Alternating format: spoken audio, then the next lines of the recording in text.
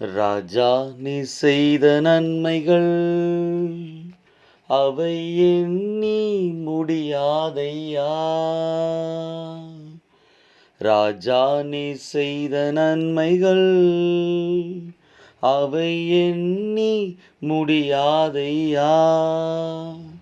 நான் ஏறெடுப்பேன் நன்றி பலி என் ஜீவனாலெல்லாம். நான் ஏறெடுப்பேன் நன்றி பலி என் ஜீவனாலெல்லாம். அதிகாலை நேரம் தட்டி தட்டி எழுப்பி புது கிருபை தந்தீரையா. அதிகாலை நேரம் தட்டி தட்டி எழுப்பி கிருபை தந்தீரையா. ஆனந்த மழையில் நனைந்து நனைந்து தினம் நன்றி சொல்ல வைத்தீரையா. ஆனந்த மழையில் நனைத்து நனைத்து தினம் நன்றி சொல்ல வைத்தீரையா. நன்றி ராஜா இயேசு ராஜா. நன்றி ராஜா இயேசு ராஜா. நன்றி ராஜா இயேசு ராஜா.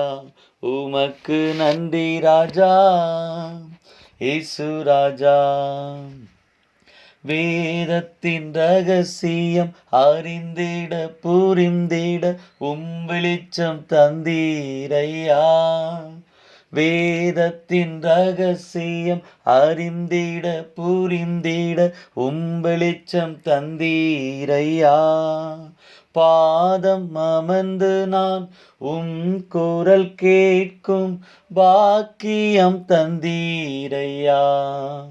பாதம் அமர்ந்து நான் குரல் கேட்கும் பாக்கியம் தந்தீரையா. நன்றி ராஜா இயேசு ராஜா. நன்றி ராஜா இயேசு ராஜா. நன்றி ராஜா இயேசு ராஜா. உமக்கு நன்றி ராஜா இயேசு ராஜா. ராஜா நீ செய்த நன்மைகள் அவை எண்ணி முடியாதையா. நான் ஏறெடுப்பேன் நன்றி பலி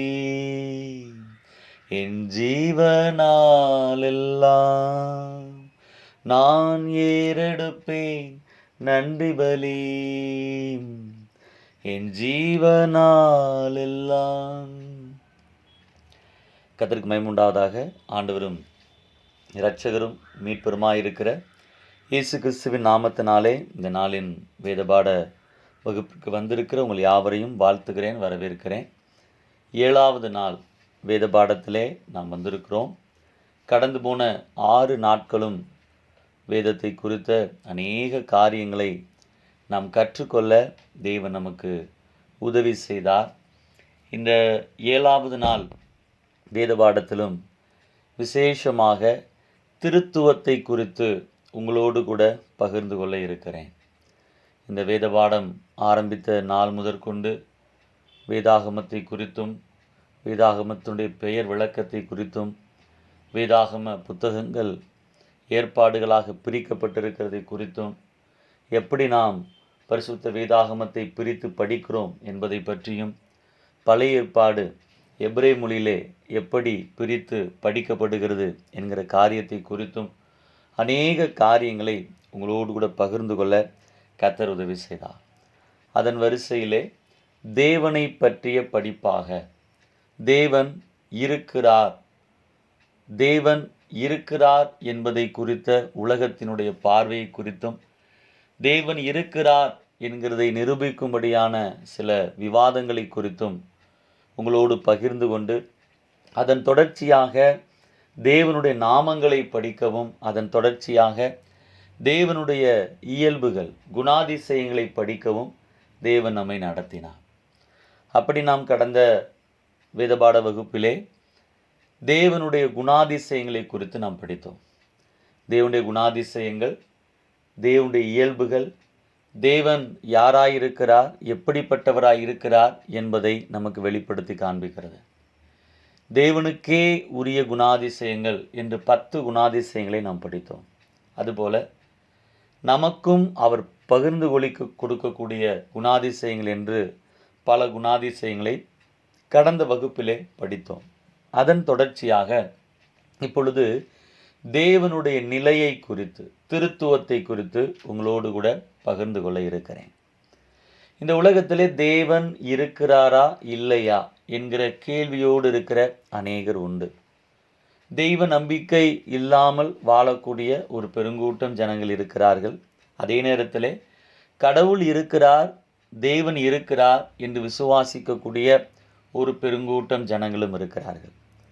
கடவுள் இருக்கிறார், தேவன் இருக்கிறார் என்று விசுவாசிக்கக்கூடிய பெருங்கூட்டம் ஜனங்களுக்கு தேவன் அவருடைய இயல்புகள் எப்படிப்பட்டவைகளாக இருக்கும், அவர் எப்படிப்பட்டவராக இருக்கிறார், அவருடைய நாமம் என்ன என்பதை அறியாமல் அநேகர் இருக்கிறதை பார்க்கிறோம். அப்படியே அறிந்திருந்தாலும் தேவனுடைய நிலை எப்படிப்பட்டதாக இருக்கிறது என்று அநேகரால் புரிந்து கொள்ள முடிகிறது இல்லை. நம்முடைய தேவன் எப்படிப்பட்ட நிலையிலே இருக்கிறார் என்கிறதைத்தான் இந்த மாலைவெளியிலே உங்களோடு கூட நான் பகிர்ந்து கொள்ள இருக்கிறேன். இங்கு இருக்கிற தேவ பிள்ளைகள், இந்த வார்த்தைகளை கேட்கிற தேவ பிள்ளைகள், தேவனை விசுவாசிக்கிற தேவ பிள்ளைகள், தேவன் ஒருவர் உண்டென்றும் அவர் தம்மை தேடுகிறவர்களுக்கு பலனளிக்கிறவர் என்றும் விசுவாசிக்கிற தேவ பிள்ளைகள். தேவன் இருக்கிறார் என்பது நமக்கு தெரியும். தேவனுடைய இயல்புகள் என்பதை நாம் படித்திருக்கிறோம் கடந்த வகுப்புகளிலே. இன்றைக்கு தேவனுடைய நிலையை குறித்து நாம் படிக்க இருக்கிறோம். தேவனுடைய இயல்புகள், அவருடைய குணாதிசயங்கள், அவருடைய தன்மைகளை, அவருடைய செயல்பாடுகளை நமக்கு வெளிப்படுத்தி காண்பிக்கிறது.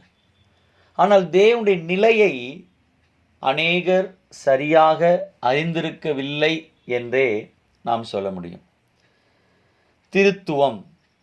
திருத்துவ தேவன் என்கிற வார்த்தையை நாம் அதிகமாக கேட்டிருக்க வேண்டும். அநேகருக்கு இந்த வார்த்தையினுடைய அர்த்தம் புரியாமலே இருக்கும். அநேகர் இந்த வார்த்தைக்கான அர்த்தத்தை தேடியும் கண்டுபிடிக்க முடியாத ஒரு சூழ்நிலை இருந்திருக்கும். நான் சொல்லுவேன், தேவன் யார் என்பதை நாம் கண்டுபிடிக்கவில்லை, தேவனே தம்மை நமக்கு வெளிப்படுத்தி இருக்கிறார். அவரை குறித்து அவர் என்ன வெளிப்படுத்தி இருக்கிறாரோ அதை மாத்திரமே நாம் அறிந்திருக்கிறோம். அவரை குறித்த காரியங்கள் மறைக்கப்பட்டவைகள், மறைவானவைகளாகவே இருக்கிறது. தேவன் தாம் யார் என்பதை நமக்கு வெளிப்படுத்தி இருக்கிறார். முழு பரிசுத்த வேதாகமத்தையும் நாம் வாசித்து பார்க்கும்போது நாம் அறிகிறோம், தேவன் ஒருவராயிருக்கிறார். கர்த்தர் ஒருவரே. ஒரே தேவனை தான் நீங்களும் நானும் ஆராதிக்கிறோம். பழைய ஏற்பாடும் புதிய ஏற்பாடும் இந்த கருத்திலே ஒத்திருக்கிறது. எந்த விதமான மாறுபாடும் முரண்பாடும் இல்லை. முழு வேதாகமும் நமக்கு போதிக்கிற சத்தியம் என்னவென்று சொன்னால், கர்த்தர் ஒருவரே, தேவன் ஒருவரே. ஆனால் பிதா, குமாரன், பரிசுத்த ஆவியானவர் என்ற 3 நிலையில் அவர் இருக்கிறார் என்று வசனம் நமக்கு சொல்லுகிறது. அது மட்டுமல்ல, 3 சம ஆழ்த்தன்மையுடையவர்களாகவும் அவர்கள் இருக்கிறார்கள் என்று வசனம் நமக்கு சொல்லுகிறது.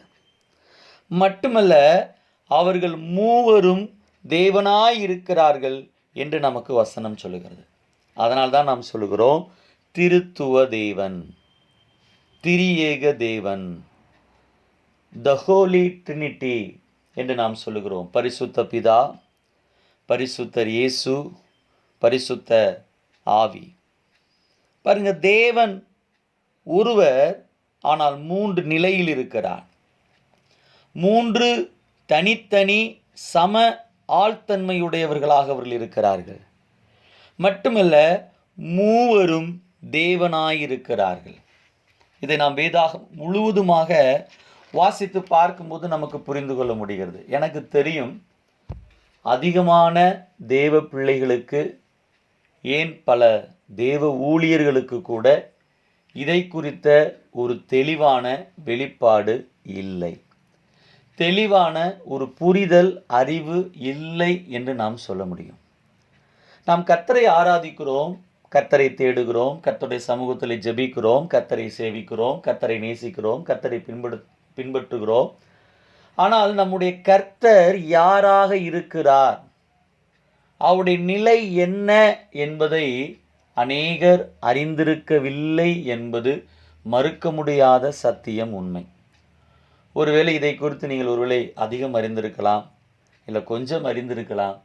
ஒருவேளை இதை குறித்த ஒரு எண்ணமே உங்களுக்கு இல்லாமல் இருந்திருக்கலாம். இந்த வகுப்பை நாம் முடிக்கும்போது ஒரு வெளிப்பாடு நமக்கு இருக்க வேண்டும். நம்முடைய தேவன் யாராக இருக்கிறார், எப்படிப்பட்ட நிலையிலே இருக்கிறார் என்கிற வெளிப்பாடு தேவ பிள்ளைகளுக்கு அவசியம். திருத்துவம் என்று சொல்லும்போது மூவரும் ஒன்றாயிருக்கிறார்கள், அதைத்தான் நாம் திருத்துவம் என்று சொல்லுகிறோம். மூவரும் ஒருமையிலே சொல்லப்பட்டிருக்கிறார்கள், மூவரும் ஒன்றாயிருக்கிறார்கள். அப்போ ஒரு கேள்வி வருகிறது. திருத்துவத்தை குறித்து இன்றைக்கு பலருக்கும் சில தவறான அபிப்பிராயங்கள், தவறான கொள்கைகளை அநேகர் உடையவர்களாக இருக்கிறார்கள். அதில் ஒரு கொள்கை 3 தேவர்கள் என்கிற கொள்கை. நிறைய பேர் நினைக்கிறாங்க, அப்போ கிறிஸ்தவர்களுக்கு 3 தெய்வங்களா, 3 கடவுள்களா, 3 தேவர்களா? பிதா ஒரு தெய்வம், குமாரனாகிய இயேசு ஒரு தெய்வம், பரிசுத்தாவி ஒரு தெய்வமா? அப்படி அல்ல. அது கர்த்தர் ஒருவரே என்கிற அந்த சத்தியத்திற்கு, அஸ்திபாரமான உபதேசத்திற்கு அது எதிராக அமைந்து விடுகிறது. இன்னும் நாம் பார்க்கிறோம் 3 பாத்திரங்கள் என்கிற கொள்கை. இந்த கொள்கை தேவன், ஒரே தேவன் 3 நிலைகளில் மாறி மாறி தெரிகிறார். ஒரு இடத்துல பிதாவாக தெரிகிறார், ஒரு இடத்துல வரும்போது குமாரனாக தெரிகிறார், ஒரு இடத்துல வரும்போது பரிசுத்தாவியாக தெரிகிறார். அப்படி அல்ல, இது 3 பாத்திரங்கள் என்ற கொள்கை, அதுவும் தவறு. 3 தோற்றங்கள் என்ற கொள்கை. தேவன் ஒரு முறை பிதாவாக இருந்தார், மறுமுறை குமாரனாக இருந்தார், அடுத்து பரிசுத்த ஆவியானவராக விளங்குகிறார். இதுவும் தவறான கொள்கை. இன்னைக்கு அன்பான தேவனுடைய பிள்ளைகளே, இந்த கடைசி நாட்களிலே வேற்றுமையான பல உபதேசங்கள், பல துர் உபதேசங்கள் இந்த உலகத்திலே பெருகி இருக்கிறதற்கு ஒரு பெரிய காரணம், ஒன்று தேவன் இருக்கிறார் என்பதை அறியாத ஒரு உலகம், இன்னொன்று தேவன் இருக்கிறார் என்று தெரிந்தாலும் அவர் யார் என்று தெரியாத ஒரு உலகம், இன்னொன்று தேவன் யார் என்று தெரிந்திருந்தாலும் அவருடைய நிலை, அவர் எப்படிப்பட்டவராக இருக்கிறார், எப்படி அவர் செயல்படுகிறார் என்று அறியாதபடியினாலே அநேக வேற்றுமையான துர் உபதேசங்கள் பெருகி இருக்கிறதை நாம் பார்க்கிறோம். அதான் யூதா நிருபத்தில் எழுதும்போது இப்படியாக எழுதப்பட்டிருக்கிறது, பரிசுத்தவான்களுக்கு ஒரு விசை ஒப்பு கொடுக்கப்பட்ட விசுவாசத்திற்காக நாம் தைரியமாக போராட வேண்டியவர்களாக இருக்கிறோம். ஏனெனில் தேவனுடைய கிருபையை காம விகாரத்துக்கு ஏதுவாக புரட்டி ஒன்றான ஆண்டவராகிய தேவனையும் கர்த்தராகிய இயேசு கிறிஸ்துவையும் மறுதலிக்கிற பக்தியற்றவர்கள் சிலர் பக்க வழியாய் நுழைந்திருக்கிறார்கள். கர்த்தருக்கு ஸ்தோத்திரம். தெய்வத்துவத்திற்கு அடுத்துதான் பல வேற்றுமையான துர் உபதேசங்கள் இந்த உலகத்தில் பெருகி இருக்கிறது என்பதை நாம் அறிந்திருக்க வேண்டும். அப்போ நாம் தெய்வத்துவத்தை அறிய வேண்டிய விதத்திலே நாம் அறிந்து கொண்டோமானால் வேற்றுமையான உபதேசங்களுக்கு இடம் இல்லை. இந்த உலகத்திலே நிறைய சில ஸ்தாபன இயக்கங்களை சொல்ல முடியும். ஜெகோவா விட்னஸஸ், யெகோவாவின் சாட்சிக்காரர்கள் என்று சொல்லுகிற ஒரு கூட்டத்தார் இருக்கிறார்கள். அவர்கள் சொல்லுகிறது என்ன? யெகோவா தெய்வம், கர்த்தர் மாத்திரம் தெய்வம். இயேசு கிறிஸ்து யார்? அவர் எல்லாரையும் போல அனுப்பப்பட்ட ஒரு சாதாரண தூதர். அதே நேரத்தில் இயேசுவே தேவன், ஒன்லி ஜீசஸ் என்று சொல்லுகிற ஒரு கூட்டம். அவர்கள் சொல்லுகிறது என்ன? இயேசுதான் தெய்வம், எல்லாமே இயேசுதான் என்று சொல்லுகிற ஒரு கூட்டம். இப்படி தெய்வத்துவத்தை சார்ந்துதான் பல வேற்றுமையான உபதேசங்கள் இந்த உலகத்தில் பெருகி இருக்கிறது. அதைதான் இந்த இடத்துல யூதா நிருபக்காரர் சொல்லுகிறார், ஒன்றான ஆண்டவராகிய தேவனை, நம்முடைய கர்த்தராகிய இயேசு கிறிஸ்துவை மறுதலிக்கிற பக்தியற்றவர்கள் சிலர் பக்கவழியாய் நுழைந்திருக்கிறார்கள். தெய்வத்துவத்தை மறுதலிக்கிற ஒரு கூட்டம் இருக்கிறது. தேவன் ஒருவரே என்கிறதை அறிய மறுக்கிற ஒரு கூட்டம் இருக்கிறது. தவறான கொள்கைகளை புகுத்துகிற ஒரு கூட்டம் இந்த உலகத்தில் இருந்து கொண்டிருக்கிறது. அப்போ இப்படிப்பட்ட உலகத்திலே வாழுகிற தெய்வ பிள்ளைகளாகிய நீங்களும் நானும் நம்முடைய தேவன் தெய்வத்துவத்தை குறித்தும் தேவனுடைய நிலையை குறித்தும் நன்றாக அறிந்து கொள்ள வேண்டியவர்களாக இருக்கிறோம். வேதாகமத்தில் திருத்துவம், ட்ரினிட்டி என்கிற வார்த்தை கிடையவே கிடையாது. ஆனால் நம்முடைய தேவன் திருத்துவ தேவனாகவே இருக்கிறார் என்பதை ஆதியாகம முதல் வசனத்திலிருந்து வெளிப்படுத்தின விசேஷம் கடைசி வசனம் வரைக்கும் நமக்கு வெளிப்படுத்தி காண்பிக்கிறது. இன்றைக்கு அநேக தேவ பிள்ளைகளுக்கு ஒரு பெரிய கேள்வி இருக்கிறது. பிதா என்று சொல்லும்போது பிதா பெரியவரா, இயேசு பெரியவரா, இல்லை பரிசுத்தாவி பெரியவரா? பிதாவிடத்தில் ஜெபிக்கிறோம், பிதா குமாரன் என்று சொல்லுகிறார். ஒருவேளை குமாரனை விட தகப்பன் அவர் பெரியவராக இருப்பார் போல, குமாரன் கொஞ்சம் சிறியவராக இருப்பார் போல, பரிசுத்த ஆவி அதை விட கொஞ்சம் சிறியவராக இருப்பார் போல. இப்படிப்பட்ட எண்ணங்கள் அநேகருக்குள் இருக்கிறது. கர்த்தருக்கு சோதனம். தேவ பிள்ளைகள் புரிந்து கொள்ளணும், பிதா, குமாரன், பரிசுத்த ஆவி மூவரும் மூன்று நிலையிலே இருக்கிறார்கள். மட்டுமல்ல, மூன்று சம ஆழ்த்தத்துவமுடையவர்களாக இருக்கிறார்கள். மட்டுமல்ல, மூவரும் தேவனாயிருக்கிறார்கள். பல நேரத்தில் பரிசுத்த ஆவியை பற்றி அநேகருடைய எண்ணம் என்னவென்று சொன்னால், பரிசுத்த ஆவி என்பது ஒரு வல்லமை, ஒரு சக்தி, ஒரு டூனாமிஸ் பவர், ஒரு வல்லமை என்கிறதை போல அநேகர் நினைக்கிறார்கள். அப்படி அல்ல. பரிசுத்த ஆவியானவர் ஒரு ஆழ்த்தத்துவமுடையவராக இருக்கிறார். பரிசுத்த ஆவி தேவனாக இருக்கிறார். பிதா எப்படி தேவனோ குமாரனும் தேவனாயிருக்கிறார். இப்போ இயேசு கிறிஸ்துவை குறித்து பல கேள்விகள் பலருக்கும் இருக்குது. இயேசு கிறிஸ்து யார்? இயேசு கிறிஸ்து யார்? இன்று நான் உம்மை ஜனிப்பித்தேன் என்று சங்கீதம் 2 வாசிக்கிறோம். அப்போ இயேசு கிறிஸ்து 2000 வருடத்திற்கு முன்பாகத்தானே பிறந்தார். அவர் இப்பொழுது மரித்து அடக்கம் பண்ணப்பட்டு உயிரோடு எழுந்து பரலோகத்தில் இருந்தாலும் அவருக்கு வயது அவ்வளவுதானே என்கிற எண்ணம் தான் அநேகருக்குள் இருக்கிறது. இயேசு இந்த உலகத்தில் 2000 வருடத்திற்கு முன்பாகத்தானே பிறந்தார். ஆண்டவரை அறியாதவர்களுக்கு பலருக்கு இன்னும் அதற்கு மேலே பல கேள்விகள் இருக்கும். தேவ பிள்ளைகள் நாம் புரிந்து கொள்ளணும், இயேசு கிறிஸ்து யார்? அவர் தேவன். ஆதியாகமம் யோவான் சுவிசேஷம் 1 அதிகாரம் 1 வசனம் சொல்லுகிறது, ஆதியிலே வார்த்தை இருந்தது, அந்த வார்த்தை தேவனிடத்தில் இருந்தது, அந்த வார்த்தை தேவனாய் இருந்தது. 14 வசனம் சொல்லுகிறது, அந்த வார்த்தை மாம்சமாகி கிருபையினாலும் சத்தியத்தினாலும் நிறைந்தவராய் நமக்குள்ளே வாசம் பண்ணினார். இயேசு யார்? இயேசு தேவன். இயேசு இந்த உலகத்தில் இருந்தபோது எப்படி இருந்தார்? தேவனாய் இருந்தாரா, மனிதனாய் இருந்தாரா? நிறைய பேர் சொல்லுவாங்க தேவனாகவும் இருந்தார், மனிதனாகவும் இருந்தார். இல்லை, இயேசு இந்த உலகத்தில் இருந்த 33.5 வருடங்களும் அவர் மனிதனாக இருந்தார். இயேசு தேவன், வார்த்தையாகிய தேவன், பிதாவுக்கு சமமாக, பரிசுத்தாவிக்கு சமமாக, மூவருள் ஒருவராக பரலோகத்தில் சிங்காசனத்தில் வீற்றிருந்த கர்த்தர். அவர் இந்த உலகத்தில் வந்தபோது தேவனாக வரவில்லை, மனிதனாக வந்தார். 100% இயேசு இந்த உலகத்திலே மனிதனாகத்தான் இருந்தார். 1% கூட இயேசு இந்த உலகத்தில் தேவனாய் இருக்கவில்லை. தேவன் மனிதனானார். அதான் வசனம் சொல்லுகிறது, அவர் தேவனாயிருப்பதை, தேவனுக்கு சமமாயிருப்பதை கொள்ளையாடின பொருளாக எண்ணாமல், மலையாளத்தில் சொல்லப்பட்டிருக்கிறது, அதை முருக பிடித்து கொள்ளாதே, அந்த ஸ்தானத்தை விட்டு மனிதனாக இந்த உலகத்திலே பிறப்பதற்கு, அவதரிப்பதற்கு தன்னை விட்டு கொடுத்தார். இயேசு அவர் தேவன்.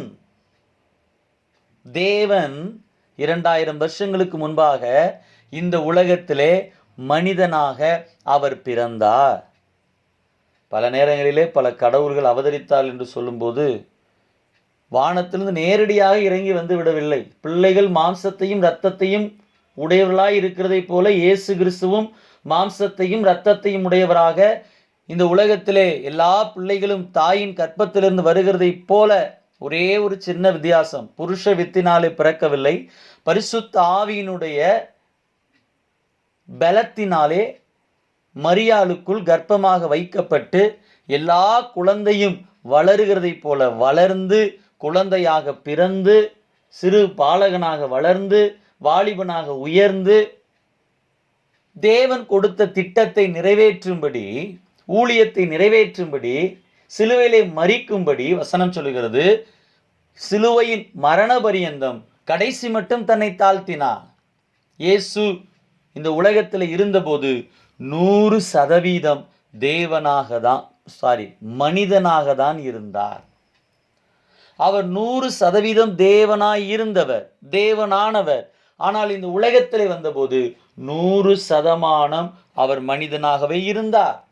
அதனால் அவர் கண்ணீர் வந்தது, அவர் கண்ணீர் விட்டு அழுதார். லாசருடைய மரணத்தை பார்த்து எல்லாரும் கண்ணீர் விட்டு அழுத போது அவருடைய இருதயம் உடைக்கப்பட்டது, அவரும் கண்ணீர் விட்டு அழுதார், வியாகுலப்பட்டார். 40 நாட்கள் உபவாசம் இருந்தபோது அவருக்கும் பசி உண்டாயிற்று. அநேகர் சொல்லுவாங்க, இயேசு மன்னித்தார், இயேசு உபவாசம் பண்ணினார், இயேசு அற்புதங்களை செய்தார், இயேசு பரிசுத்தமாய் வாழ்ந்தார் என்றெல்லாம் சொல்லும்போது, அவர் தேவன், அவர் கடவுள், அப்படி வாழ்ந்தார் என்று எளிமையாக சொல்லி நாம் தப்பித்துக் கொள்ளுகிறோம். அவர் நமக்கு மாதிரியை பின்வைத்து போயிருக்கிறார். அவர் இந்த உலகத்தில் வாழ்ந்தபோது 100% மனிதனாக வாழ்ந்தார். ஒரு மனிதனுக்கு என்ன வலி, வேதனைகள், கஷ்டம், கடினம், போராட்டம் எல்லாம் உண்டாகுமோ அத்தனையும் இயேசுவுக்கும் வந்தது. இந்த உலகத்தில் ஒரு மனிதனுக்கு வருகிற அத்தனை சோதனைகளும் இயேசுவுக்கு வந்தது. அவர் வியாகுலப்பட்டார் என்று வசனம் சொல்லுகிறது, அவர் கண்ணீர் விட்டார் என்று வசனம் சொல்லுகிறது, அவர் பாரப்பட்டார் என்று வசனம் சொல்லுகிறது, அவர் மனதுருகினார் என்று வசனம் சொல்லுகிறது. கர்த்தர் நல்லவர். அவர் 100% மனிதனாகவே இருந்தார். அதனால்தான் அவரால் சிலுவையில் மரிக்க முடிந்தது. சில நேரத்தில் சில மத மார்க்கத்தை பின்னணியமாக கொண்டவர்கள் இயேசுவை நபியாக, தீர்க்கதரிசியாக ஏற்றுக்கொள்வார்கள், தேவனாக ஏற்றுக்கொள்ள மாட்டார்கள். அதற்கு சில காரியம் என்னென்ன, அவர்களுக்குள் இருக்கிற ஒரு தவறான கற்பனை. பரிசுத்த ஆவி ஒரு ஸ்திரீ மேல் வந்து குழந்தை பிறந்தது என்பதை ஏதோ தேவன் கடவுள் ஒரு ஸ்திரீயோடு சேர்ந்து குழந்தை பெற்றதை போல தவறான அர்த்தம் கொண்டதுதான். அதனால்தான் அந்த பிறப்பை அவர்கள், அந்த பிறப்புக்கு அடுத்த காரியங்களை அவர்களால் புரிந்து கொள்ள முடியவில்லை, ஏற்றுக்கொள்ளுகிறது இல்லை. அது மட்டுமல்ல, இயேசு சிலுவையிலே மரித்ததையும் ஏற்றுக்கொள்ள மாட்டார்கள். ஏன்? கடவுள் எப்படி மரிக்க முடியும்? ஒருத்தர் சொன்னார், இயேசு கிறிஸ்து காட்டி கொடுக்கப்படும்படி யூதாசினால் காட்டி கொடுக்கப்பட்ட போது ஆண்டவர் அவனை கட்டி பிடித்தாராம். அப்போ அவர் சொன்னார், கூடு விட்டு கூடு பாய்ந்து விட்டார் இயேசு. அதனால் சிலுவையில் அடிக்கப்பட்டது இயேசு அல்ல, யூதாஸ் தான் சிலுவையில் அடிக்கப்பட்டான் என்று சொன்னார். உடனே அவர் சற்றும் யோசிக்கவில்லை. அவரை பார்த்து இப்படிப்பட்ட ஒரு கேள்வி கேட்கப்பட்டது. நானும் பக்கத்தில் இருந்தேன் அன்னைக்கு. அப்படியானால் இயேசு நான்கு கொண்டு செத்தாரா? அவருக்கு என்ன பதில் சொல்லனே தெரியலை. அவர் ஒரு இஸ்லாமிய பின்னணியைச் சேர்ந்த ஒரு சகோதரர். அவர் சொன்னார், இயேசு சிலுவையில் அடிக்கப்படவே இல்லை. இன்னைக்கு உலகம் முழுதும் இயேசு கிறிஸ்துவின் பாடுமரணத்தை தியானித்து கொண்டு இருக்கிறோம். இயேசு நம்முடைய பாவங்களுக்காக பாவத்தை மன்னிக்கிற பரிகார பலியாக இந்த உலகத்தில் வந்தாருங்கிற காரியத்தை குறித்து நாம் தியானித்து கொண்டிருக்கிறோம். இயேசு மரிக்கவே இல்லை என்று சொன்னார். காரணம், கூடு விட்டு கூடு வாய்ந்து விட்டார் இயேசு. சிலுவையில் அடிக்கப்பட்டது யூதாஸ் தான், காட்டி கொடுத்தவன் தான். உடனே என் அருகே இருந்த என்னுடைய மூத்த ஊழியர் கேட்டார், அப்படியானால் இயேசு நாண்டு கொண்டு செத்து விட்டார்? அவருக்கு தெரியல யூதாஸ் நாண்டு கொண்டு செத்தான் என்கிற உண்மை. அவருக்கு யாரும் சொல்லிக் கொடுக்கல போல. கேட்ட உடனே கொஞ்சம் ஒரு கணம் திகைத்து நின்றார். இயேசு கூடு விட்டு கூடெல்லாம் பாயலை. தேவன் மரிக்க முடியாது என்பது உண்மைதான். இயேசு மரித்தார் என்பது உண்மை. காரணம், அவர் 100% இந்த உலகத்தில் மனிதனாகவே இருந்தார். மரித்த தேவன் 3ஆம் நாள் உயிரோடு எழுந்தார். உயிர்த்தெழுந்த தேவன் இன்றைக்கு பரலோகத்திலே பிதாவின் வலது பாரிசத்திலே நமக்காக பரிந்து பேசிக் கொண்டிருக்கிறார். இப்போ இயேசு யாராக இருக்கிறார் நாம் புரிந்து கொள்ளணும். பரலோகத்திலே அவர் தேவனாக இருக்கிறார். தேவனுக்கு சமமாக இருக்கிறார். பிதாவுக்கு சமமாக இருக்கிறார். பரிசுத்த ஆவிக்கு சமமாக இருக்கிறார். மறுபடியும் நம்மை சேர்த்து கொள்ளும்படி வருவார். இந்த உண்மையும் நிறைய பேருக்கு புரியாது. மணவாளனாக இயேசு வருவார், மணவாட்டியாக சபை இருக்கும் என்பது சபைக்கும் தேவனுக்கும் இடையே இருக்க அந்த நெருக்கமான உறவை சொல்லுகிறது. நிறைய பேர் நினைப்பாங்க, கடவுள் கல்யாணம் பண்ணுவாரா? நம்முடைய எண்ணம் மாம்ச சிந்தை அப்படித்தான் போகும். கடவுள் எப்படி ஸ்திரீயோடு சேர்ந்து இயேசு பிறந்தாரா? அப்படி சிலர் சிந்திக்கிறது போல பக்திமான்களே பரிசுத்தவான்களே சிலர் அப்படி சிந்திக்கிறவர்கள் உண்டு. கடவுள் கல்யாணம் பண்ணுவாரா? அப்படி அல்ல. நாம் அறிகிறோம், அவர் மறுபடியும் மனுஷகுமாரனாக அவர் சபையை கரம் பிடிக்கிறார். தேவனாக அல்ல, மணவாளனாக மனுஷகுமாரனாக மணவாட்டியாகிய சபையை சேர்த்து கொள்ளும்படி இயேசு வருவார். ஆட்டுக்குட்டியானுடைய கல்யாணம் நடக்கும். பரலோகத்திலே சபை என்றென்றைக்குமாய் இருக்கும்படி சேர்த்து கொள்ளப்படும். அப்போ இயேசு கிறிஸ்துவை பற்றிய தெளிவான சத்தியம் புரிதல் தேவ பிள்ளைகளுக்கு அவசியம். இயேசு தேவன், 100% தேவன். அவர் தேவனாய் இருந்தவர். அவர் வார்த்தையாகிய தேவன், பிதாவாகிய தேவனுக்கு சமமாயிருந்தவர், பரிசுத்தாவியாகிய தேவனுக்கு சமமாயிருந்தவர். அவர் தேவன். இந்த உலகத்திலே வந்தபோது 2000 வருடங்களுக்கு முன்பாக அவர் மனிதனாகவே பிறந்தார், மனிதனாகவே வாழ்ந்தார், மனிதனாகவே நம்முடைய பாவங்களுக்காக மரித்தார், அடக்கம் பண்ணப்பட்டார், உயிரோடு எழுந்தார். இன்றைக்கு பரலோகத்தில் தேவன் எப்படி இருக்கிறார்? தேவனாக இருக்கிறார். மறுபடியும் சபையை சேர்த்து கொள்ள வரும்போது அவர் மனுஷகுமாரனாக மணவாளனாக மணவாட்டியாகிய சபையை சேர்த்து கொண்டு என்றென்றைக்கும் சபை தேவனோடு கூட இருக்கும். இதான் இயேசு கிறிஸ்துவை பற்றி நாம் அடிப்படையாக தெரிந்து கொள்ள வேண்டிய ஒரு விஷயம். காரணம், இதை அஸ்திபாரப்படுத்தி பல தவறான வேற்றுமையான நூதனமான போலியான உபதேசங்களை சொல்லக்கூடிய அநேகர் எழும்பி இருக்கிறார்கள். ஜனங்களை சத்தியத்தை விட்டு திருப்பக்கூடிய அநேகர் எழும்பி இருக்கிறார்கள். இதை தவறாக, இதை மாம்ச பிரகாரமாக புரிந்து கொள்ளுகிற பலர் எழும்பி இருக்கிறார்கள். அதனால் தேவ பிள்ளைகள் புரிந்து கொள்ளணும் இயேசு யார் என்பதை, அடுத்து பரிசுத்த ஆவி யார் என்பதை புரிந்து கொள்ளணும். நிறைய பேர் நினைக்கிறாங்க பரிசுத்த ஆவி என்பது புதிய ஏற்பாட்டிலே ஆண்டவர் சொன்னார், 120 பேர் கொண்ட சீசர்களுக்கும் கர்த்தர் சொன்ன வார்த்தை என்ன? நீங்கள் எருசலேமிலே காத்திருங்கள், பரிசுத்தாவின் வரத்தை பெறுவீர்கள். பரிசுத்த ஆவி என்பது பெந்தேகோஸ்தே நாளில் மட்டும் ஊற்றப்பட்டவர் அல்ல, அதற்கு முன் இருந்தவர். ஆதியாகமம் 1வது அதிகாரம் 1 வசனங்களிலிருந்தே இருக்கிறார். தேவ ஆவியானவர் ஜலத்தின் மேல் அசைவாடி கொண்டிருந்தார். ஆவியானவர் ஆரம்பத்திலிருந்து கடைசி வரைக்கும் இருக்கிறார். ஆவியும் மணவாட்டியும் வா என்கிறார்கள். ஆதியாகமத்திலிருந்து வெளிப்படுத்தும் விசும் வரைக்கும் பரிசுத்த ஆவி இருக்கிறார். நிறைய பேர் பரிசுத்த ஆவி என்ன நினைக்கிறாங்கன்னு, பாட்டு பாடும்போது அப்படியே கைதட்டி எமோஷனல் ஆகி அப்படியே சரீரத்தில் உணர்வது, ஒரு வல்லமை போல, ஒரு பவர் போல, ஒரு கரண்ட் போல உணர்வது என்று நினைக்கிறார்கள். உண்மைதான். பரிசுத்த ஆவி ஒரு மனிதனுக்குள் வரும்போது வல்லமையோடு வருகிறார். ஒரு இடைபடுதல், ஒரு தொடுதல் உண்டாகிறது. சரீரத்திலே அதை அனுபவிக்க முடியும், உண்மைதான். ஆனால் அவருக்கு ஒரு ஆழ்தத்துவம் இருக்கிறது, ஒரு பெர்சனாலிட்டி பரிசுத்த ஆவியானவருக்கு உண்டு. பரிசுத்த ஆவி ஒரு சக்தி அல்ல, ஒரு கரண்ட் என்று சொல்லும்போது கரண்ட்டுக்கு வல்லமை இருக்கிறது. ஆனால் கரண்ட்டுக்கு, மின்சாரத்திற்கு வல்லமை இருக்கிறது, ஆனால் மின்சாரத்துக்கு உணர்வு கிடையாது. மின்சாரத்துக்கு என்று சுய சித்தம் கிடையாது, சுய தீர்மானம் கிடையாது. ஒரு ஆழ்தத்துவம் என்றால் நாம் எதை சொல்லுகிறோம்? ஒரு நபர். பரிசுத்த ஆவி என்பது ஒரு சக்தியோ வல்லமையோ அல்ல. பலர் அப்படித்தான் நினைச்சுக்கிட்டு இருக்கிறாங்க. பரிசுத்த ஆவி என்பவர், அதனால்தான் பரிசுத்த ஆவியானவர் என்று நாம் சொல்லுகிறோம். தமிழில் சொல்லும்போது ஆங்கிலத்தில் ஹோலி ஸ்பிரிட்னு சொல்கிறோம். The spirit of the Lord, பரிசுத்த ஆவியானவர் அப்படின்னு என்ன? Is a person.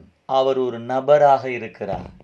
எப்படி இயேசு ஒரு நபரோ, பரிசுத்த ஆவி ஒரு நபரோ, பிதாவும் ஒரு நபராக இருக்கிறார். மூவரும் மூன்று வேறுபட்ட ஆழ்தத்துவத்தை உடையவர்களாக இருக்கிறார்கள். ஆனால் பைபிள் சொல்லுகிறது மூவரும் ஒன்றாயிருக்கிறார்கள். தேவன் ஒருவர் தான், ஆனால் மூன்று நிலையில் இருக்கிறார்கள். மூன்று வேறுபட்ட ஆழ்தத்துவத்தை உடையவர்களாக இருக்கிறார்கள். மூவரும் தேவனாயிருக்கிறார்கள். மூவரும் ஒன்றாயிருக்கிறார்கள். உங்களுக்கு கொஞ்சம் புரிந்திருக்கும் என்று நம்புகிறேன். பாருங்க, நம்முடைய எளிய அறிவினாலே, சிறிய மூளையினாலே அந்த சராசரங்களையும் சர்வலோகத்தையும் படைத்த தேவன் எப்படிப்பட்டவராய் இருக்கிறார் என்பதை நாம் புரிந்து கொள்ள முற்படும் போது நம்முடைய அறிவு மிகவும் குறைவுள்ளதுதான். ஆனால் தேவன் கொடுத்த வெளிச்சத்தின்படி, தேவ வசனத்தின் வெளிச்சத்தின்படி, பரிசுத்த ஆவியின் நடத்துதலின்படி நாம் அவருடைய திருத்துவத்தை நாம் புரிந்து கொள்ள முடியும். நிறைய பேர் நினைக்கிறாங்க, அப்போ மூன்று தேவர்களா? உங்களுக்கு பிதான்னு ஒரு கடவுள் இருக்கிறாரு, இயேசுன்னு ஒரு கடவுள் இருக்கிறாரு, பரிசுத்த ஆவின்னு ஒரு கடவுள் இருக்கிறாரா? இல்லை, அது தவறான கொள்கை. மூன்று கடவுள்கள் அல்ல, ஒரே தேவன். மூன்று பாத்திரங்கள் என்று சிலர் நினைக்கிறாங்க. ட்ரிபிள் ஆக்ட் பண்ணுகிறது போல, சினிமாக்களிலே படங்களிலே ஒரே கதாநாயகர் மூன்று வேஷங்களை காட்டுகிறது போல, அவர் தேவைப்பட்டா ஒரு முறை பிதாவாகவும், தேவைப்பட்டா ஒரு முறை இயேசுவாகவும், தேவைப்பட்டா ஒரு முறை பரிசுத்த ஆவியாகவும் தன்னை வெளிப்படுத்துகிறவரா? அதுவும் தவறு. மூன்று பாத்திரங்கள் என்கிற கொள்கையும் தவறு. இல்ல, பிதா இயேசுவா வந்தாரு, இயேசு இப்பொழுது பரிசுத்த ஆவியானவராக இருக்கிறாரு, அப்படி சிந்திக்கிற அநேகர் இருக்கிறார்கள். அவருக்கு மூன்று தோற்றங்கள் இருக்கிறது என்று நினைக்கிறார்கள். அதுவும் தவறு. நாம் அறிகிறோம், மூவரும் மூன்று சம ஆழ்தத்துவம் உடையவர்கள், மூவரும் மூன்று நிலையில் இருக்கிறார்கள், மூவரும் தேவனாயிருக்கிறார்கள், மூவரும் ஒருவராயிருக்கிறார்கள். அதுதான் நம்முடைய தேவன். அதனால தான் அவர் சொல்லும்போது திருத்துவ தேவன் என்று நாம் சொல்லுகிறோம். இப்போ திருத்துவத்தை பற்றி பழைய ஏற்பாட்டில் சில குறிப்புகள் கொடுக்கப்பட்டிருக்கிறது. அதில் முதலாவது குறிப்பு, தேவனுக்கு பயன்படுத்தப்பட்டிருக்கிற பெயர். ஆதியிலே தேவன் வானங்களையும் பூமியையும் சிருஷ்டித்தார் என்று வசனம் சொல்லுகிறது. ஆதியாகமம் 1:1. அதில் தேவன் என்கிற பதத்திற்கு பயன்படுத்தப்பட்டிருக்கிற வார்த்தை எலோஹீம். எலோஹீம் என்ற வார்த்தை பயன்படுத்தப்பட்டிருக்கிறது. தேவனுடைய நாமங்களை பற்றி உங்களுக்கு படித்து கொடுக்கும்போது நான் இந்த காரியத்தை உங்களுக்கு சொல்லியிருந்தேன். எலோஹீம் என்கிற அந்த வார்த்தை எல் என்ற பதத்திலிருந்து வருகிறது. எல் எல் எல் என்று சொன்னால் காட் என்ற அர்த்தம், தேவன் என்ற அர்த்தம். டேனியல், எசேக்கியல், நான் உங்களுக்கு அந்த நாமங்களை சொல்லும்போது நிறையா சொல்லி கொடுத்துருந்தேன். எல் என்பது ஒருமை வடிவம். எலோஹீம் என்பது மூன்றுக்கு மேற்பட்ட பன்மை வடிவம். எபிரேய பாஷையில் எல் எல்ஆ எல்ஓ அப்படின்னு சொன்னால் ஒரு ஒருமையை குறிக்கிற வார்த்தை. எல் ஹாயிம் என்று சொன்னால் இரண்டு நபர்களை குறிக்கிற வார்த்தை.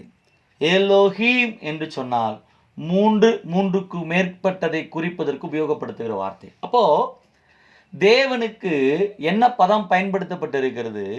எலோஹீம் என்கிற பன்மை பெயர், ஆனால் ஒருமை வடிவத்திலே பயன்படுத்தப்பட்டிருக்கிறது. அப்போ அவருடைய பெயர் நமக்கு காண்பித்து கொடுக்கிறது, அவர் திருத்துவ தேவனாக இருக்கிறார். அதுபோல தேவனுக்கு இன்னொரு நாமம் உண்டு, அடோனாய். அடோனாய் என்று சொன்னால் எஜமானன் என்ற அர்த்தம். அடோன் அப்படின்றது ஒருமை வடிவம், அடோனாய் என்று சொல்வது பன்மை வடிவம். வேதத்திலே தீர்க்கதரிசிகள் தேவனை எஜமானனே என்று அழைக்கும்போது அந்த பன்மை வடிவ பெயரைத்தான் ஒருமை வடிவத்திலே பயன்படுத்தி இருந்தார்கள். அப்போ அவருக்கு குறிப்பிட்டு சொல்லப்பட்டிருக்கிற அந்த நாமங்கள் பெயர்கள் சொல்லுகிறது அவர் திருத்துவ தேவனாக இருக்கிறார் என்பதை. அது மட்டுமல்ல, ஆதியாகமம் 1 26வது வசனத்திலே நாம் வாசிக்கும்போது இப்படியாக வாசிக்கிறோம். பின்பு தேவன் நமது சாயலாகவும் நமது ரூபத்தின்படியேயும் மனுஷனை உண்டாக்குவோமாக. இப்போ மனிதனை சிருஷ்டிக்கிற சமயம் வந்தபோது சொல்லப்பட்ட வார்த்தையை கவனிங்க. பின்பு தேவன் எனது சாயலாகவும் எனது ரூபத்தின்படியும் நான் மனுஷனை உண்டாக்குவேன் அப்படின்னு சொல்லலை. என்ன சொல்லியிருக்கிறார் பாருங்க, நமது சாயலாகவும் நமது ரூபத்தின்படியும். அப்போ மனிதனுடைய சிருஷ்டிப்பில் வருகிற இந்த நமது என்கிற அந்த வார்த்தை நமக்கு வெளிப்படுத்தி காண்பிக்கிற சத்தியம் என்னவென்று சொன்னார், நீங்களும் நானும் ஆராதிக்கிற தேவன் திருத்துவ தேவனாயிருக்கிறார். அது மட்டுமல்ல, ஆதியாகமம் 3 வசனத்திலே நாம் பார்க்கும்போது ஏதேன் தோட்டத்தில் நடக்கிற உரையாடலை நாம் பார்க்கிறோம்.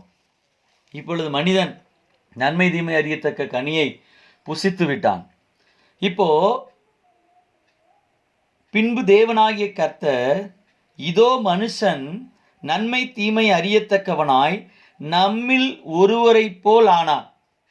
பாருங்க, 1 கர்த்தர் சொல்றாரு, நமது சாயலின்படியும் நமது ரூபத்தின்படியும் உண்டாக்குவோமாக.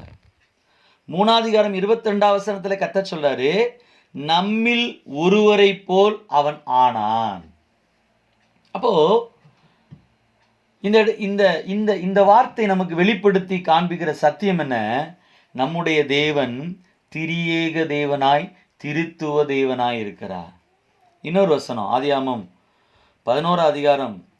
11 வசனத்திலே வாசிக்கும்போது, பாபேல் கோபுரத்தில் பாஷை தாறுமாறாக்கப்பட்டது. அந்த வசனத்தை கவனிங்க. நாம் இறங்கி போய் ஒருவர் பேசுகிறதை மற்றொருவர் அறியாதபடிக்கு அங்கே அவர்கள் பாஷையை தாறுமாறாக்குவோம் என்றார். ஆண்டவர் சொல்ல, நான் இறங்கி போய் தாறுமாறாக்குவேன்னு சொல்லலை, நாம் இறங்கி போய். இது எதை சொல்லுகிறதுன்னு சொன்னால், நம்முடைய தேவன் திருத்துவ தேவனாக இருக்கிறார் என்கிறதை வெளிப்படுத்தி காண்பிக்கிறது. அது மட்டுமல்ல, ஆதியாகமம் 2 வசனம் 24 வசனத்தில் இப்படி வாசிக்கிறோம். கணவன் மனைவியை குறித்து, அதாவது ஆதாம் ஏவாளை குறித்து சொல்லப்பட்ட வார்த்தை, இது நிமித்தம் புருஷன் தன் தகப்பனையும் தன் தாயும் விட்டு தன் மனைவியோடு இசைந்திருப்பான், அவர்கள் ஒரே மாம்சமாய் இருப்பார்கள். இப்போ இங்கே கவனிக்கிறோம், புருஷன் மனைவி ஆதாம் ஏவாளை பற்றி ஆண்டவர் சொல்லுகிறார், அவர்கள் ஒரே மாம்சமாய் இருப்பார்கள். இந்த இடத்துல என்ன பதம் உபயோகப்படுத்தப்பட்டிருக்குன்னு, ஏகாட் அப்படின்றது. ஏகாட் யாக்கியாட் அப்படின்ற ஒரு பதம் இருக்கிறது, ஒரு வார்த்தை இருக்கிறது. அது எதை குறிக்கிறதுன்னு ஆதியாகமம் 22 ஆண்டவர் சொன்னார், உன் ஏக சுதனும் உன் நேச குமாரனுமாகி ஈசாக்கு, உன்னுடைய ஒரே மகனும். அப்படின்னா ஒன்லி ஒன், அவன் தான் மகன். ஆனால் அதே நேரத்தில் நம்ம தமிழில் படிக்கும்போது பார்ப்போம், அவர்கள் எல்லாம் ஏகோபித்து ஒரே மனமாய் ஒரே இருதயமாய் எல்லாரும் ஒன்றாக என்று வாசிக்கிறோம். பார்த்தீங்களா? அப்படிப்பட்ட பதம் தான் இங்கு பயன்படுத்தப்பட்டு இருக்கிறது. எப்படி ஆதாமும் ஏவாளும் ஒரே மாம்சம், 2 பேருக்கும் வேறு வேறு சரீரம் தான். ஆனால் எப்படி சொல்லப்பட்டிருக்கிறது? இருவரும் ஒன்றாயிருக்கிறார்கள்.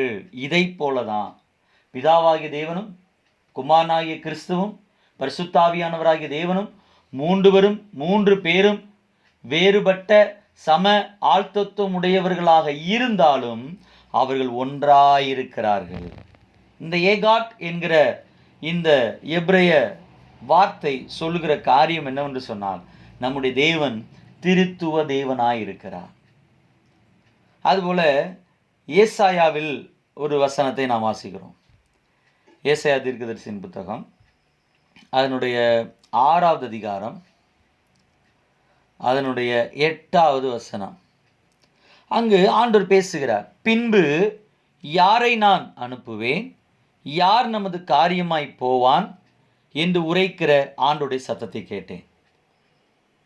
பாருங்க, யார் நமது காரியமாய் போவான்?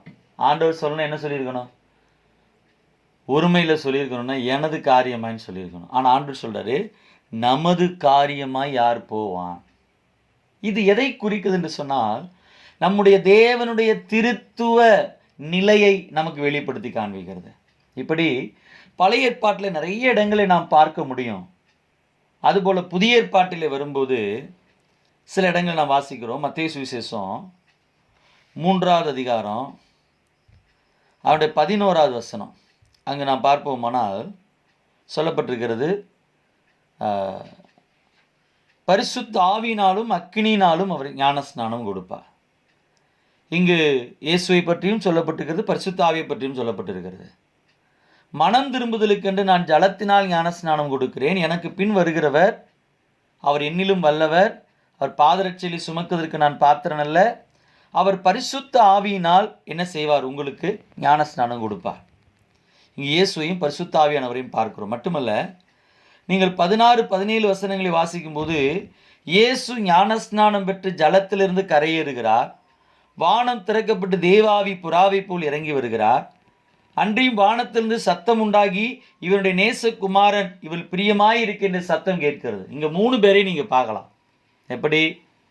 பிதா வானத்திலிருந்து பேசுகிறார். என்ன பேசுகிறார்?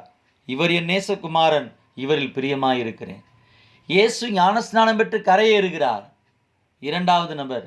3வது நபராக பரிசுத்த ஆவி புறாவின் ரூபம் கொண்டு அவர் மேல் இறங்கி வருகிறார்.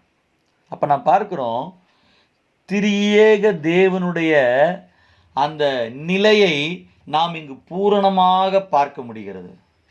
இயேசு கிறிஸ்து ஞானஸ்நானம் பெறுகிற சம்பவத்தில் ஒரே இடத்துல பிதாவாகிய தேவனையும் குமாரனாகிய தேவனையும் பரிசுத்தாவியாகிய தேவனையும் நாம் பார்க்கிறோம். மட்டுமல்ல, கிறிஸ்து சோதிக்கப்படும் போது மத்தேயு 4:1 பார்க்கிறோம், இயேசு பிசாசினால் சோதிக்கப்படுவதற்கு ஆவியானவராலே வனாந்தரத்திற்கு கொண்டு போகப்பட்டார். இங்கு 2 நபர்களை ஒரே இடத்துல பார்க்கிறோம். ஆவியானவர் வனாந்தரத்துக்கு இயேசுவை நடத்தி செல்லுகிறார். அதுபோல கிறிஸ்துவினுடைய பிறப்பில் வருகிற ஒரு குறிப்பு லூக்கா சுவிசேஷத்தில் நம்ம பார்க்குறோம். லூக்கா சுவிசேஷம் 1வது அதிகாரம் 35வது வசனம். அந்த வசனத்தில் வாசிக்கும்போது, தேவதூதன் அவளுக்கு பிரதியுத்தரமாக, பரிசுத்தாவி உன்மேல் வரும், உன்னதமாவுடைய பலம் உன்மேல் நிழலிடும், ஆதலால் உன்னிடத்தில் பிறக்கும் பரிசுத்தம் உள்ளது தேவனுடைய குமாரன் எனப்படும். இது இயேசு கிறிஸ்துவினுடைய பிறப்பின் அடுத்த மாம்சமானதில் வருகிற குறிப்பு. என்ன சொல்லப்பட்டுகிறது? பரிசுத்தாவி உன்மேல் வரும். பரிசுத்தாவியாகிய தேவன், உன்னதமானவருடைய பலம் கர்த்தர். அடுத்து பார்க்கிறோம், பரிசுத்தமுள்ள குமாரன் இயேசு கிறிஸ்து. கிறிஸ்துவனுடைய பிறப்பில் நாம் தேவனுடைய 3 நிலைகளையும் அவருடைய செயல்பாடுகளையும் நாம் பார்க்க முடிகிறது. மட்டுமல்ல, கிறிஸ்துவனுடைய உபதேசத்திலே யோவான் சுவிசேஷத்தில் நாம் வாசிக்கும்போது, யோவான் சுவிசேஷம் 14வது அதிகாரம் அதனுடைய 7வது வசனம் அங்கு சொல்லப்பட்டிருக்கிறது, என்னை அறிந்தீர்களானால் என் பிதாவையும் அறிந்திருப்பீர்கள். பாருங்க, ஆண்டவர் சொல்றாரு, என்னை நீங்கள் அறிந்தால் பிதாவையும் அறிவீர்கள். 9வது வசனத்தில் என்னை கண்டவன் பிதாவை கண்டவன். 16வது வசனத்தில் நான் பிதாவை வேண்டிக் கொள்ளுவேன், அப்பொழுது உங்களுக்கு தேற்றரவாளனாகிய பரிசுத்த ஆவி தந்துள்ளப்படுவார். பாருங்க, கிறிஸ்துவனுடைய அந்த உபதேசத்திலே 3 நபர்களையும் நான் பார்க்க முடிகிறது. நான் பிதாவை வேண்டிக் கொள்ளுவேன், தேற்றரவாளன் உங்களுக்கு கொடுக்கப்படுவார், என்னை கண்டவன் பிதாவை கண்டவன். அதுபோல கிறிஸ்துவனுடைய கட்டளை மத்தேயு சுவிசேஷம் 28வது அதிகாரம் அதனுடைய 18, 19, 20 வசனங்களை வாசிக்கும்போது ஆண்டவர் சொன்ன இறுதி கட்டளை. ஆண்டவர் என்ன சொன்னார்? நீங்கள் புறப்பட்டு போய் சகல ஜாதிகளையும் சீசராக்கி என்ன நாமத்தினாலே ஞானஸ்நானம் கொடுக்க வேண்டும் என்று சொன்னார்? பிதா, குமாரன், பரிசுத்தாவியின் நாமத்தினாலே அவர்களுக்கு ஞானஸ்நானம் கொடுத்து. அப்போ நான் பார்க்கிறோம், கிறிஸ்துவனுடைய கட்டளையில் திருத்துவத்தை பற்றிய குறிப்பை நாம் பார்க்க முடிகிறது. மட்டுமல்ல, அப்போஸ்தலர் நடபடிகள் 2வது அதிகாரத்தில் 33வது வசனத்தில் நாம் வாசிக்கும்போது இப்படி வாசிக்கிறோம், அவர் தேவனுடைய வலதுகரத்தினாலே உயர்த்தப்பட்டு பிதா அருளிய வாக்குத்தத்தத்தின்படி பரிசுத்தாவியை பெற்று நீங்கள் இப்பொழுது காண்கிறதும் கேட்கிறதுமாகி இதை பொழிந்தள்ளினார். அப்போஸ்தலர்கள் போதிக்கும் போது சொல்கிறார்கள், அவர் தேவனுடைய வலதுகரத்தினால் உயர்த்தப்பட்டது. யாரை குறிக்கிறது? இயேசு கிறிஸ்து. அடுத்து பார்க்கிறோம், பிதா அருளிய வாக்குத்தத்தம், பிதாவாகிய தேவன். அடுத்து பார்க்கிறோம், பரிசுத்தாவியை பெற்று. அப்போஸ்தலருடைய போதனையிலையும் தேவனுடைய அந்த 3 நிலைகளையும் நாம் பார்க்க முடிகிறது. அதுபோல இன்னும் ஒரு சில வசனங்களை கவனிக்கும்போது 1 கொரிந்தியர் 12வது அதிகாரம் 4, 5, 6 வசனங்கள் வாசிக்கும்போது, வரங்களில் வித்தியாசங்கள் உண்டு, ஆவியானவர் ஒருவரே. ஊழியங்களில் வித்தியாசங்கள் உண்டு, கர்த்தர் ஒருவரே. கிரியைகளிலேயும் வித்தியாசங்கள் உண்டு, எல்லாருக்குள்ளும் எல்லாவற்றையும் நடப்பிக்கிற தேவன் ஒருவரே. நான் பார்க்கிறோம், விசுவாசிகளுக்கு பகிர்ந்தளிக்கப்படுகிற கிருபை வரங்களை பற்றி பேசும்போது தேவனுடைய நிலைகளை நாம் பார்க்க முடிகிறது. தேவன் வேறுபட்ட 3 நிலைகளில் இருந்தாலும் அவர் ஒருவராய் இருக்கிறார், அவர்கள் ஒன்றாய் இருக்கிறார்கள் என்பதுதான் இந்த சத்தியம் நமக்கு வெளிப்படுத்தி காண்பிக்கிறது. இறுதியாக 2 கொரிந்தியர் 13வது அதிகாரம் அதனுடைய 14வது வசனத்தில் வாசிக்கும்போது இப்படியாக வாசிக்கிறோம், கர்த்தராகிய இயேசு கிறிஸ்துவினுடைய கிருபையும் பிதாவாகிய தேவனுடைய அன்பும் பரிசுத்த ஆவியினுடைய ஐக்கியமும் உங்கள் அனைவரோடும் இருப்பதாக. பாருங்க, அப்போஸ்தலர்கள் ஆசீர்வதிக்கும் போது எப்படி ஆசீர்வதிக்கிறார்கள்? திருத்துவ தேவனுடைய நாமத்தினாலே ஆசீர்வதிக்கிறார்கள். இப்படி பழைய ஏற்பாட்டிலும் புதிய ஏற்பாட்டிலும் இருக்கிற அநேக வசனங்களை நாம் வாசித்து நாம் பார்க்கும்போது தேவனுடைய இந்த 3 நிலைகளையும் 3 ஆழ்தத்துவங்களையும் நாம் பார்க்க முடிகிறது. எப்படி இந்த மூவரும் ஒன்றாக செயல்படுகிறார்கள் என்பதை நாம் பார்க்கலாம். எப்படி ஒருமையில் திருத்துவம் செயல்படுகிறது நாம் அறிகிறோம். மூவரும் ஒன்றாக இருக்கிறார்கள், அதே நேரத்தில் அவருடைய செயல்பாடுகளும் ஒன்றாக இருக்கிறது. ஒருவருக்கொருவர் வேறுபட்டு செயல்படுகிறது கிடையாது. பிதா ஒன்றை செய்வார், இயேசு அதற்கு எதிராக செய்வார், அப்படி அல்ல. பிதா செய்கிறதைத்தான் இயேசு செய்வார், இயேசு செய்கிறதைத்தான் பரிசுத்த ஆவியானவர் செய்வார். அவர்கள் மூவரும் தங்களுடைய செயல்பாட்டிலும் அவர்கள் ஒன்றாக இருக்கிறார்கள். உதாரணமாக சில விஷயங்கள் நான் சொல்லி முடிக்க வரும், நேரம் நம்ம கடந்து போகிறது, சில நிமிடங்கள் தான் இருக்கிறது. சிருஷ்டிப்பு, இந்த முழு உலகம் சிருஷ்டிக்கப்பட்டதா? சிருஷ்டிப்பில் எப்படி 3 பேரும் செயல்பட்டார்கள் அப்படின்றத நம்ம பார்க்க போகிறோம். முதலாவது ஆதியாகமம் 1 அதிகாரம் 3வது வசனம் சொல்லுகிறது, தேவன் பேசினார். தேவன் சொல்றாரு, உண்டாக கடவது என்று சொல்லுகிறார். தேவனுடைய செயல்பாட்டை நம்ம சிருஷ்டிப்பில் பார்க்கிறோம். அதில் பேசப்பட்ட வார்த்தை தான் யோவான் 1:1 சொல்லப்பட்டது போல பேசப்பட்ட வார்த்தை தான் இயேசு கிறிஸ்து. அங்கு நான் வாசிக்கிறோமே, ஜலத்தின் மீது தேவ ஆவியானவர் அசைவாடி கொண்டு இருந்தார், அவர் தான் பரிசுத்த ஆவியானவர். அப்போ உலகம் சிருஷ்டிக்கப்பட்டதிலே பிதாவாகிய தேவன் பேசுகிறார், பேசப்பட்ட வார்த்தை இயேசு கிறிஸ்து, பரிசுத்த ஆவியானவர் ஜலத்தின் மீது அசைவாடி கொண்டிருந்தார். இந்த முழு உலகம் சிருஷ்டிக்கப்பட்டதிலே திரியேக தேவனுடைய பங்கு இருக்கிறது. அதுபோல இயேசு கிறிஸ்து இந்த உலகத்திலே அவதரித்ததிலே திரியேக தேவனுடைய பங்கு இருக்கிறது. எப்படி? யோவான் 3:16 சொல்லுகிறது போல, தேவன் தமது ஒரே பேரான குமாரனை கொடுத்தார்.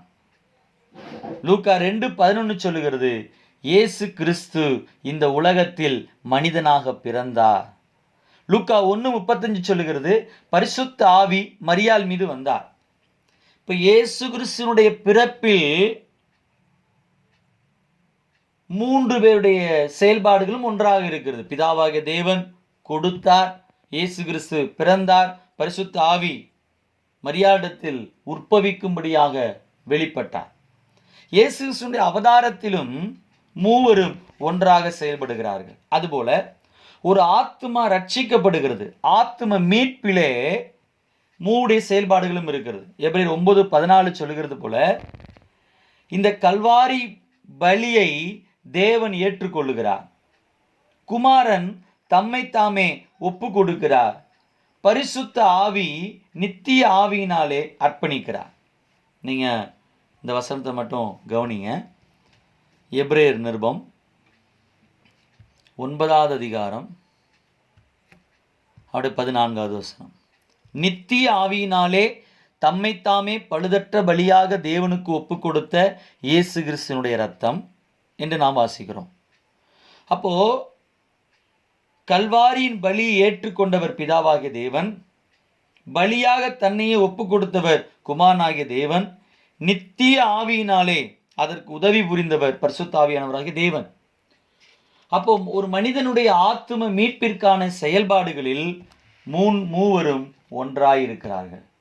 அதுபோல ஒரு பாவி ரட்சிக்கப்படும் போது லூக்கா 15 நான் வாசிக்கிறோம் 22:2 ஆகிய வசனங்களில், ஒரு பாவி ரட்சிக்கப்படும் போது பிதாவாகிய தேவன் அந்த பாவியை வரவேற்கிறார். எப்படி இளைய குமாரனை ஓடி சென்று தகப்பன் கட்டி பிடித்தாரோ அதுபோல பாவியாகிய மனிதனை பிதாவாகிய தேவன் கட்டி அணைக்கிறார். காணாமற் போன ஆட்டை எப்படி தேடி போவானோ அதுபோல ஆண்டவராய் இயேசு கிறிஸ்து அவர் ஆத்துமாக்களை தேடி போகிறவராக இருந்தார். மனம் திரும்பி குணப்பட்ட ரட்சிக்கப்பட்ட ஒரு மனிதனை பரிசுத்த ஆவி முத்திரிக்கிறார். பாருங்க, ஒரு மனிதனுடைய ரட்சிப்பில் மூவருடைய செயல்பாடுகளும் ஒன்றாயிருக்கிறது.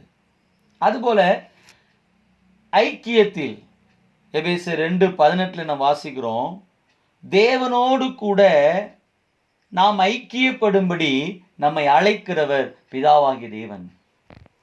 2 கொரிந்தியர் 5:19 படி நம்மை ஒப்புரவாக்குகிறவர் குமாரனாகிய இயேசு கிறிஸ்து.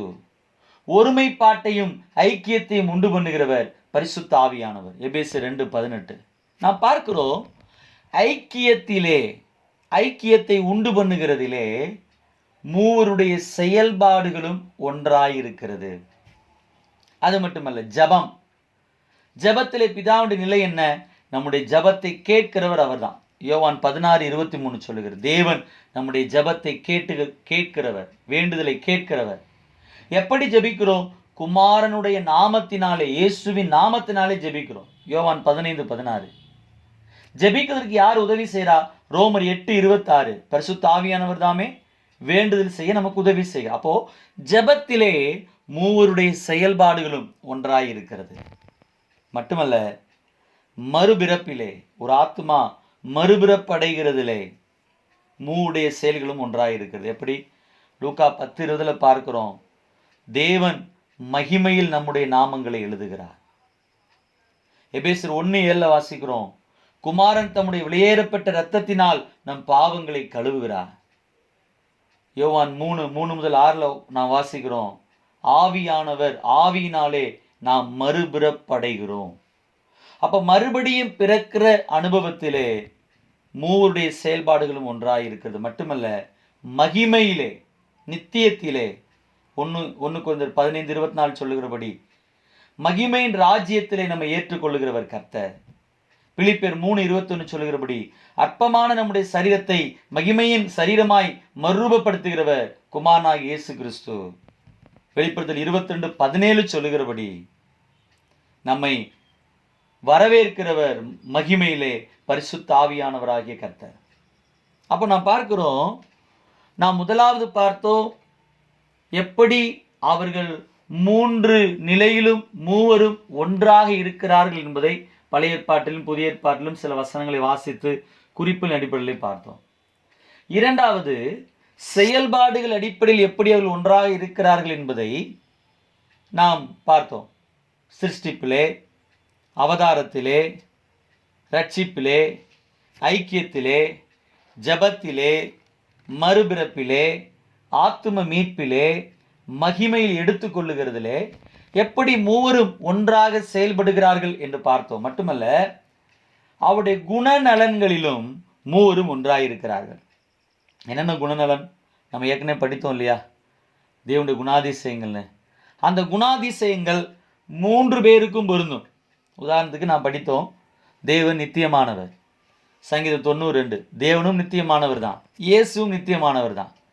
வெளிப்படுத்தல் 1:17, அவர் அல்பாவும் ஒமேகாவும் ஆதியும் அந்தமாய் இருக்கிறார். எபிரேயர் 9:14 நித்திய ஆவி என்று நாம் வாசிக்கிறோம். அப்போ பிதாவாகிய தேவனும் குமாரனாகிய தேவனும் பரிசுத்தாவியாகிய தேவனும் 3 பேருமே நித்தியமானவர் தான். அதுபோல 3 பேருமே சர்வ வல்லவர் தான். ஆதியாகமம் 17:1 சொல்லுகிறது தேவன் சர்வ வல்லவர். 2 கொரிந்தியர் 12:9 சொல்லுகிறது இயேசு கிறிஸ்து சர்வ வல்லவர். ரோமர் 15:18-19 சொல்லுகிறது தேவன் பரிசுத்த ஆவி சர்வ வல்லமை உள்ளவர். அதுபோல சர்வ ஞானி என்பதை எரேமியா 17:10 பிதா சர்வ ஞானி என்பதை வெளிப்படுத்துகிறது. வெளிப்படுத்தல் 2:23 இயேசு சர்வ ஞானி என்பதை வெளிப்படுத்துகிறது. 1 கொரிந்தியர் 2:11 பரிசுத்த ஆவி சர்வ ஞானி என்பதை வெளிப்படுத்துகிறது. அதுபோல சர்வ வியாபி பிதாவாகிய தேவன் சர்வ வியாபி என்பதை எரேமியா 23:24 சொல்லுகிறது. இயேசு கிறிஸ்து சர்வ வியாபி என்பதை மத்தேயு 18:20 சொல்லுகிறது. ஆண்டவர் சொன்னார் இல்லையா, இதோ உலகத்தை முடிவறிந்தும் சகல நாட்களும் உடனே கூட இருக்கிறேன்னு. அதுபோல சங்கீதம் 119:7 பரிசுத்த ஆவி சர்வ வியாபி. தாவீது சொல்றார், உன் ஆவிக்கு மறைவாக நான் எங்கே ஓடுவேன். அதுபோல பிதாவாகிய தேவன் பரிசுத்தர், வெளிப்படுத்தல் 15:4 சொல்லுகிறது. குமாரனாகிய இயேசு பரிசுத்தர், அப்போஸ்தலர் 3:14 சொல்லுகிறது. ஆவியானவர் பரிசுத்தம் உள்ளவர், லூக்கா 1:15 சொல்லுகிறது. அதுபோல பிதாவாகிய தேவன் சத்தியபரர், யோவான் 7:28 சொல்லுகிறது. இயேசு கிறிஸ்துவும் சத்தியபரர், வெளிப்படுத்தல் 3:7 சொல்லுகிறது. பரிசுத்த ஆவியும் சத்தியமுள்ள ஆவி, 1 யோவான் 5:6 சொல்லுகிறது. அடுத்து பார்க்கும் தயவுள்ளவர், ரோமர் 2:4 பிதா தயவுள்ளவர். எபேசியர் 4:32 சொல்லுகிறது இயேசு தயவுள்ளவர். யோவான் 14:16 சொல்லுகிறது இயேசு தயவுள்ளவர். இப்படி 3 பேரும் அவருடைய உயர் பண்பு நலன்களிலே அவள் ஒன்றாக இருக்கிறார்கள். பிதாவாகிய தேவன் எப்படி உயர் குணநலங்களை உடையவராக இருக்கிறார், அதே குணநலங்களை உடையவராக இயேசுவும் இருக்கிறார். அதே குணநலங்களை உடையவராக பரிசுத்த ஆவியும் இருக்கிறார். மூவரில் ஒருவர் பெரியவரும் இல்லை, ஒருவர் சிறியவரும் இல்லை. எனக்கு கேட்க அன்பான தேவனுடைய பிள்ளைகளை, கடைசியாக முடிவாக ஒரு நிமிடத்தில் ஒரு வார்த்தை நான் உங்களுக்கு சொல்ல விரும்புகிறேன். பாருங்க, திருத்துவத்தை குறித்த 3 பிரிவாக நம்ம படித்தோம். முதல்ல தேவன் திருத்துவ தேவனாக இருக்கிறார் என்று உங்களுக்கு சொன்னேன். திருத்துவத்தை குறித்த தவறான கொள்கைகள் சில இருக்கிறது என்பதையும் உங்களுக்கு நினைப்பூட்டினேன். 3 தேவர்கள் என்கிற கொள்கை, 3 பாத்திரங்கள் என்கிற கொள்கை, 3 தோற்றங்கள் என்கிற கொள்கை, இந்த 3மே தவறான கொள்கை.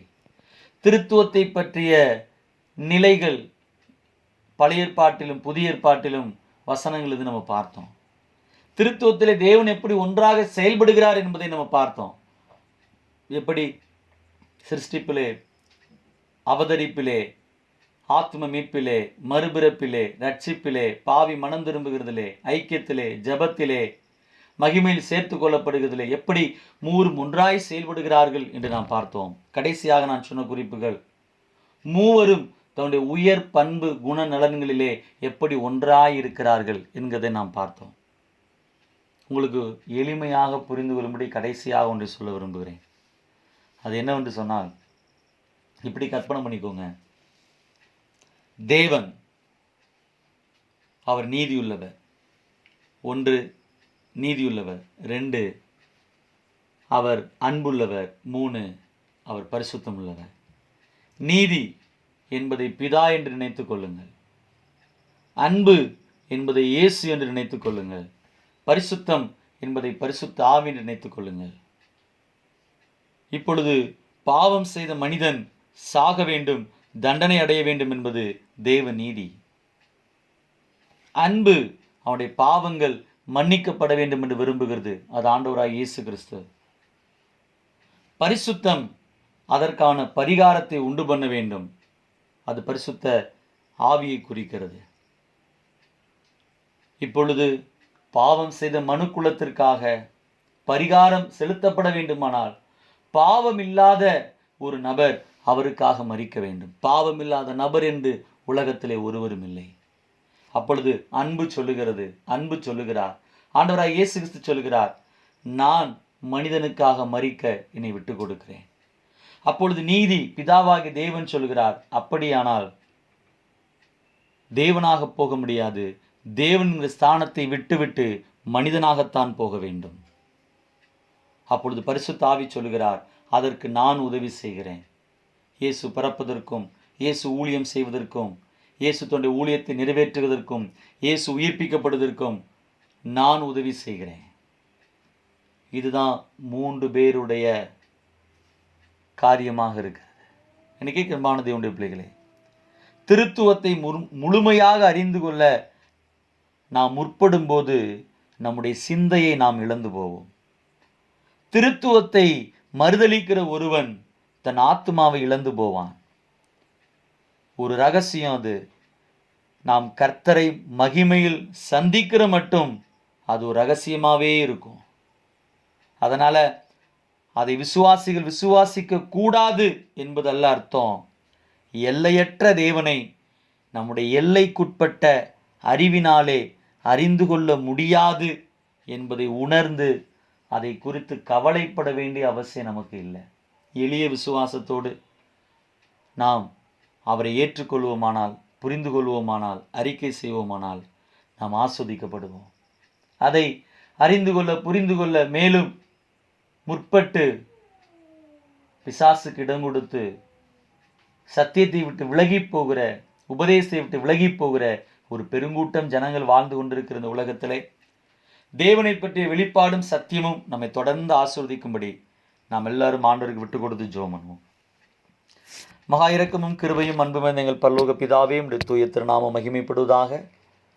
இந்த நாளிலும் ஆண்டவரே உம்மை நோக்கி நாங்கள் பார்க்கிறோம். இந்த வேதபாட வகுப்பிலே திருத்துவ தேவனுடைய ஆண்டவரே நிலையையும் ஆழ்த்தத்துவத்தையும் ஆண்டவரே செயல்பாடுகளையும் உயர் பண்பு நலன்களையும் தியானிக்க எங்களுக்கு நடத்தினதற்காய் ஸ்தோத்திரம்.